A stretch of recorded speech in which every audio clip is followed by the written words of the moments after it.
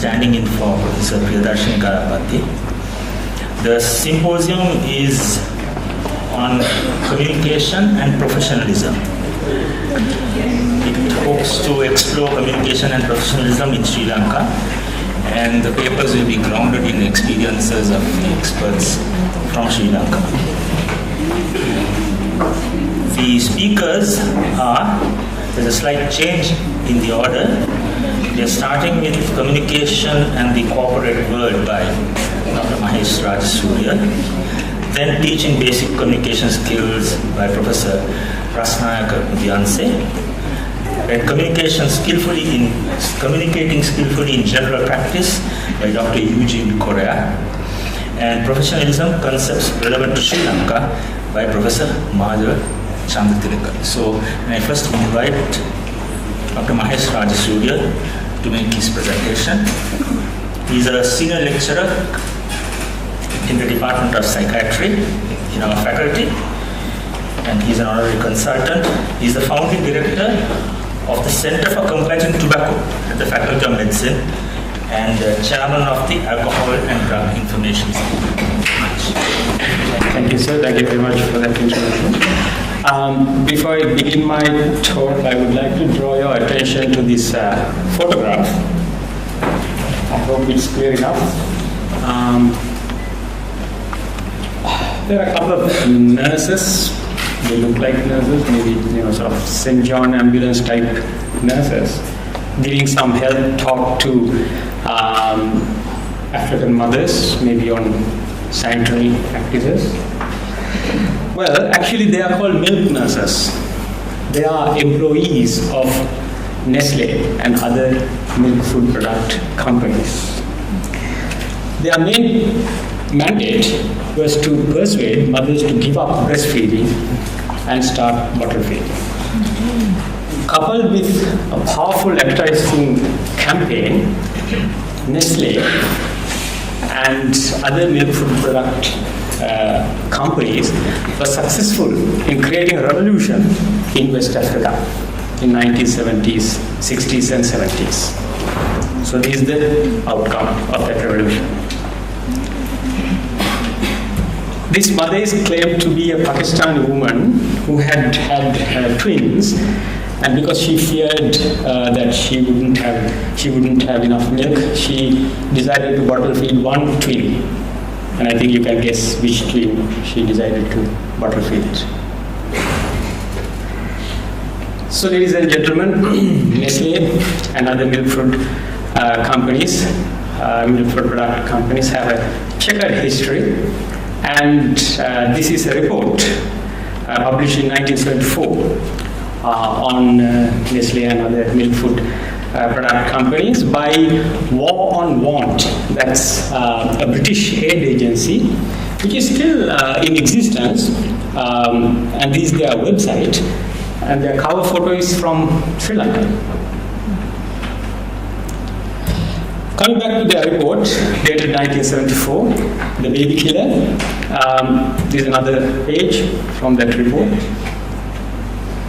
Buy 2 tins of Bumex milk food and get a free feeding bottle now. And some text from their report. The baby food industry stands accused of promoting their products in communities which cannot use them properly, of using advertising. Sales girls dressed up in nurses' uniforms, giveaway samples and free gift gimmicks that persuade mothers to give up breastfeeding. So that was a very damning report. And in that context, ladies and gentlemen, I am going to talk to you about communication in corporate world in this session. You might realize that this graphic is from the mask. So you perhaps now understand the role of the cobra in the mask. And I have been asked to be impartial and tell the other side of the story as well. So let's see what the milk food industry has to say. If there's any way to avoid contributing to malnutrition among thousands of third world infants and still make a buck, we will do our utmost to find it. In the meantime, Please be patient. Right. So we are still waiting. We are still waiting until that way is found. As recent as last year, again yesterday this time, launched a milk food brand, formula brand, claiming it is closer to breast milk.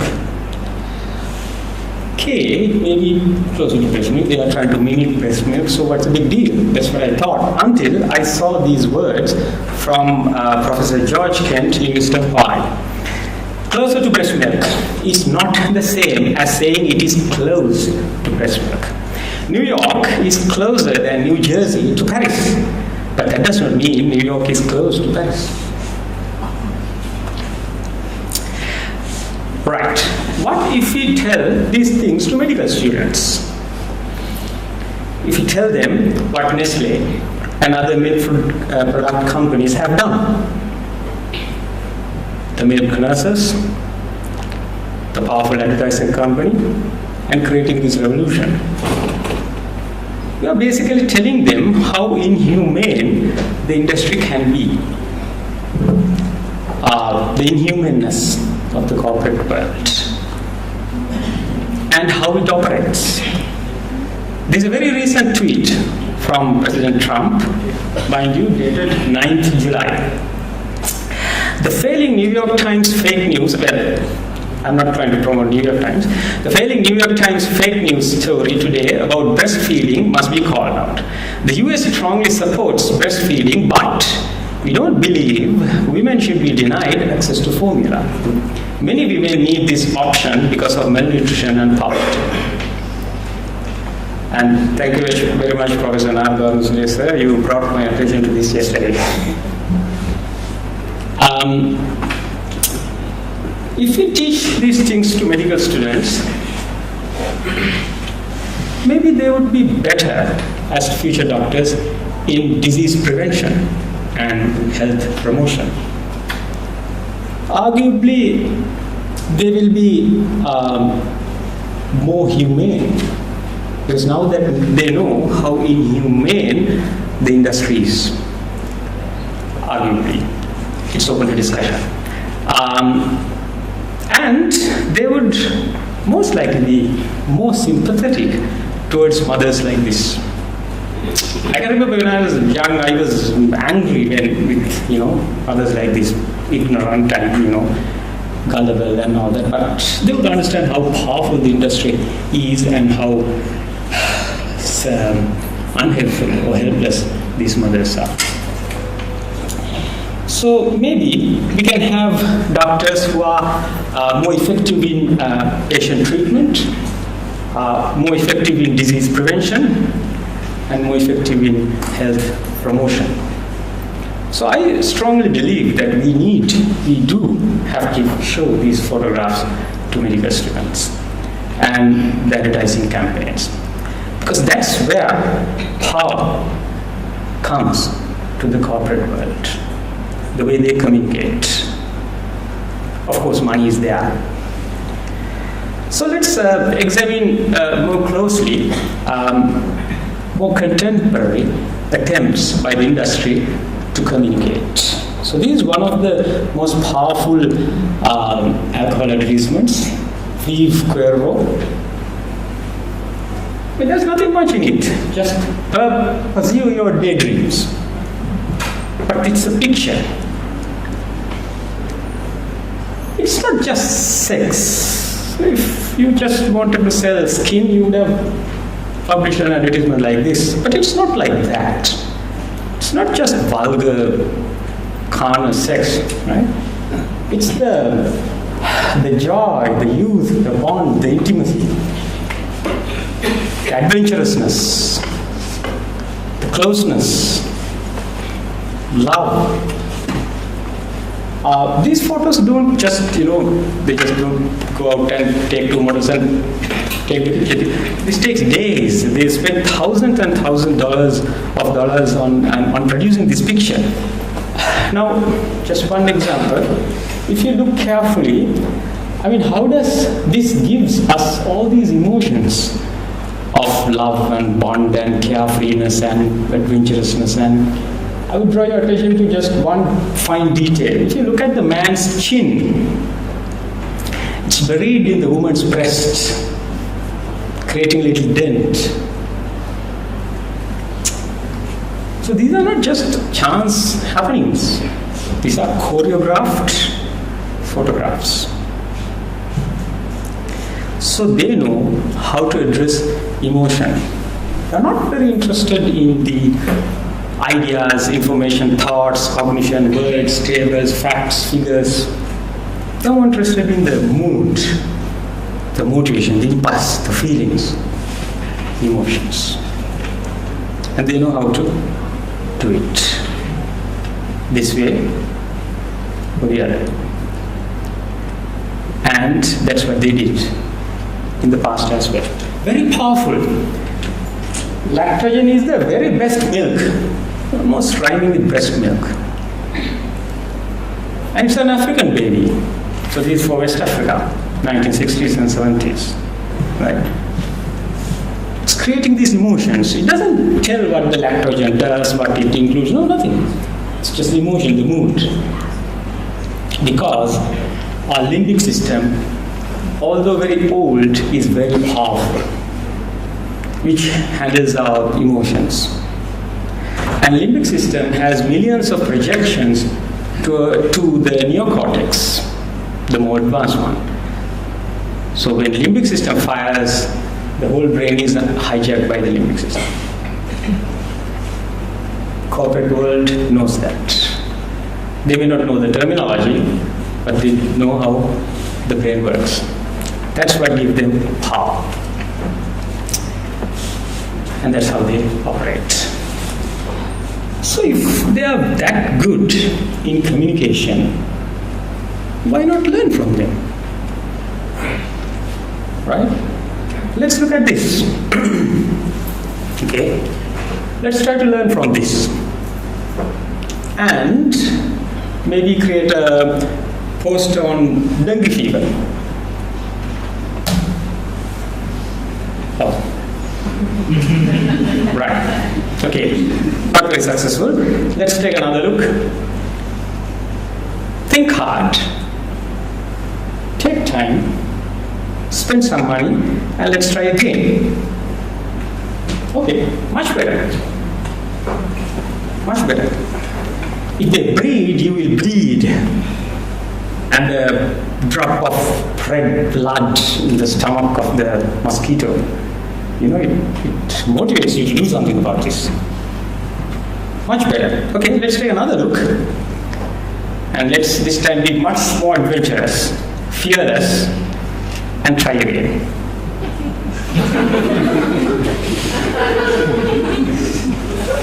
So we can do it. Another example. Give blood, give life. Okay, good message. Right now it's better. Some color infused. Now it's even better. Simple things. This is what the corporate world does. Let's learn from them. Why not? Right. So, these lessons, if I may summarize, I'm sure the next speakers will talk about the basic, techniques and science of communication. So I'm summarizing the lessons that we have learned from the corporate world. Address emotions. We can do that in our communications. We don't have to be emotional, right? We can be professional, but we can address emotions. Be clear and specific. All these ideas are very clear and specific. Lactogen, great, wonderful babies. Very clear, simple, specific. They are not trying to tell you a heap lot of arguments or things in that advertisement. Be aware of embedded messages. What is it's there, but it's hidden in plain sight. The adventurousness and alcohol go together. The bond and carefreeness go together with alcohol. It's not written on that advertisement. It was not written on that advertisement. But it was hidden, it was embedded. It's there. So we can do that in our communications. And if we teach these things to medical students, I argue that they'll be more humane and they'll be more effective in their work as doctors. So let me conclude with some examples from modern examples of our modern day corporate communications. You may have come across them. Did it remind you milk nurses? And now we have male milk nurses as well. So they have advanced gender balance is infused. And the tobacco industry is trying to promote cannabis here. There's a cannabis cigarette. The women liberator has in her lips, right? Tobacco industry is pumping money to legalize cannabis because they are going to take over tobacco industry, cannabis industry very soon, as soon as it's legalized. So they want it legalized. And our response. So we can make it, we can play their game and beat them at their own game. Another example. So ladies and gentlemen, if we realize this, I think the power of the corporate world will be less than it is now. And I'm coming back to the mask again in concluding my presentation. I don't know whether you have observed the eye beneath the eye in the mask we have. There it is. That is for the mask wearer to look at the world. But I think we have to look through that into the mask wearer, the actual corporate world, and see things for what it is, not hoodwinked by what they are trying to tell us. So next time you see some corporate communication, see with your eye beneath your eye, and then the power will be less. And that's it. Thank you.